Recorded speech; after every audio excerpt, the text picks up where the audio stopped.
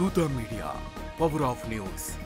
కోటి తమ్ముల గళాల పాట పలికించి కదిలి జవమ్మ కూర్చి నా కళానికి బలమిచ్చి నడిపినట్టి నా తెలంగాణ కోటి రతనాల వీణ. నా తెలంగాణ కోటి రతనాల వీణ. అలాంటి కోటి దివిటీల క్రాంతి జ్యోతి తెలంగాణకు ఆ రోజున కరెంట్ షాక్ తగిలి చనిపోబోయిన నాకు కొండగట్టు ఆంజనేయుడి దయ, తెలంగాణ అన్నదమ్ముల దీవెన, నన్ను ప్రేమించే ప్రజలందరి దీవెన నాకు పునర్జన్మనిచ్చింది తెలంగాణ భూమి. అలాంటి తెలంగాణ నేల తల్లికి నా వందనాలు, హృదయపూర్వక వందనాలు.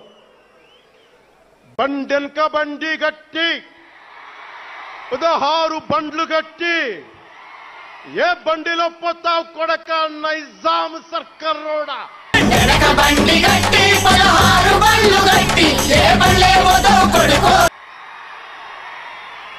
అని కాలిక గజ్జగట్టి చేత కర్ర బట్టి కాలికి గజ్జ కట్టి ఆటనే పాటనే ఆయుధంగా మలిచిన వాడు, యువత గుండెల్లో పోరాట స్ఫూర్తిని నింపిన వాడు, నేను కనిపిస్తే ఎలా ఉన్నావురా తమ్మి అని ఆప్యాయంగా పలకించే మన మధ్య లేని నా అన్న, నా గద్దరన్న, నేల నుంచి వచ్చిన నా తెలంగాణ జన సైనికులకి, జనసేన నాయకులకి, వీర మహిళలకు నా హృదయపూర్వక శుభాకాంక్షలు. మీరు అందరికీ నాకు గద్దరన్న ఎలా పరిచయం అనుకుంటున్నారు మీరు? రాజకీయాల ద్వారా కాదు. గద్దరన్న ఖుషీ సినిమా చూసి మా అన్నయ్య గారిని పట్టుకొని మా అన్నయ్య గారి దగ్గరికి వచ్చి, మా పెద్దన్నయ్య గారి దగ్గరికి వచ్చి, మీ తమ్ముడిని కలవాల్సిందే నేను. మా అన్నయ్య ఫోన్ చేశారు, అరే నేను గద్దర్ గారు కలుస్తారంటాను. నాకు గద్దర్ గారంటే ఇష్టం చిన్నప్పటి నుంచి, మా నాగబాబు గారి దయ వల్ల.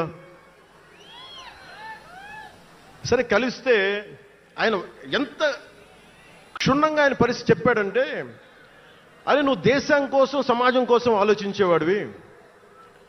నీ ఏ మేరా జహా అనే పాటలో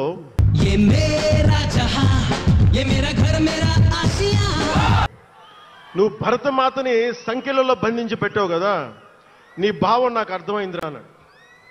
నువ్వంటే నాకు ఇష్టం రా తమ్మి అని చెప్పి ఆ రోజు నుంచి మాకు స్నేహం. అది నాకు అన్నా తమ్ముడ బంధమైందని ఆయన చనిపోయేలో.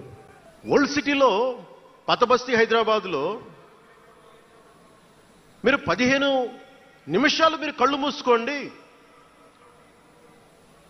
పోలీసుల్ని మేము హిందువులకి ఏంటో చూపిస్తామంటే నువ్వు ఎవరిని ఉద్దేశించి మాట్లాడుతున్నావు? హిందూ అంటే దాంట్లో పవన్ కళ్యాణ్ కూడా ఉన్నాడు. పొద్దున్న లేస్తే నేను హనీఫ్, అబ్దుల్, మొత్తం రహీం వాళ్ళతోనే ఉంటాను నేను. కానీ నేను వాళ్ళతో ఉన్నాను కదా అని చెప్పి నాకు బాధ రాదని మీరు అనుకోకండి, తప్పది. ఓ గలతే భయ్యా, తప్పది.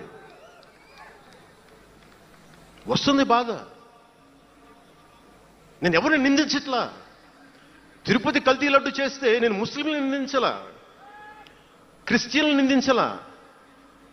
నేను నిందించింది దోషుల్ని పట్టుకోమని. చివరికి ఏం తేలారు? వాళ్ళందరూ హిందువులే కదా. నేను మాట్లాడుతుంది ఇది. This is secularism.